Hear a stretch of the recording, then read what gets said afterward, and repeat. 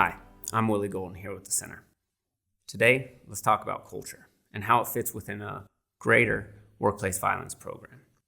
When we're looking at a workplace violence program and how culture fits into it, we want to make sure that your organization is safe.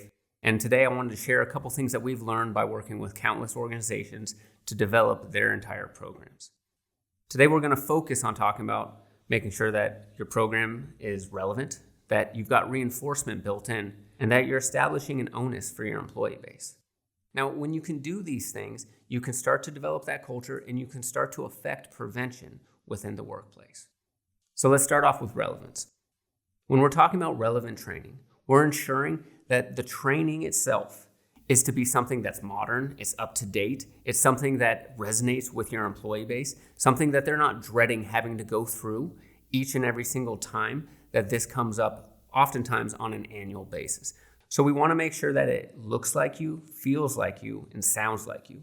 So as many of these different things that we can do can go through and help establish buy-in for your stakeholders when they're going through and receiving this training, as well as increase the retention so that they understand their roles, their responsibilities within this greater program, as well as to keep themselves safe, as well as your entire organization. Now, from there, we can build on that. And this is where we get into reinforcement. So that reinforcement now would be affecting the cadence. So oftentimes that can be making this annual requirements 1 year. Additionally, we can go through and add supplemental trainings and start to go through and use different vectors to bring in the idea of being security-minded to your workforce in different ways.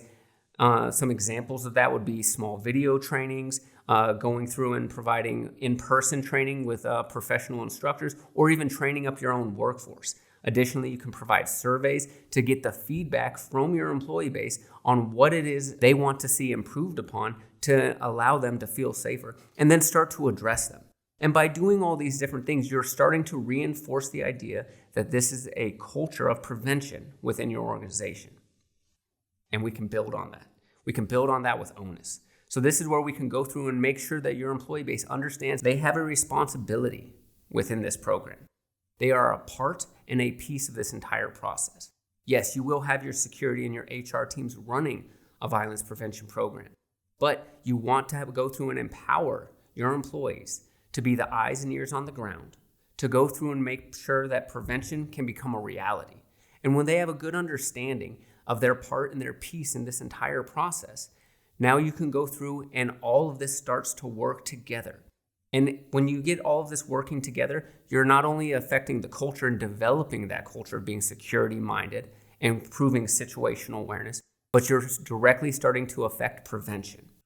Again, these are just some different components of what makes a good prevention strategy for a workplace violence program, and things that can go through and affect directly developing out that culture within an organization.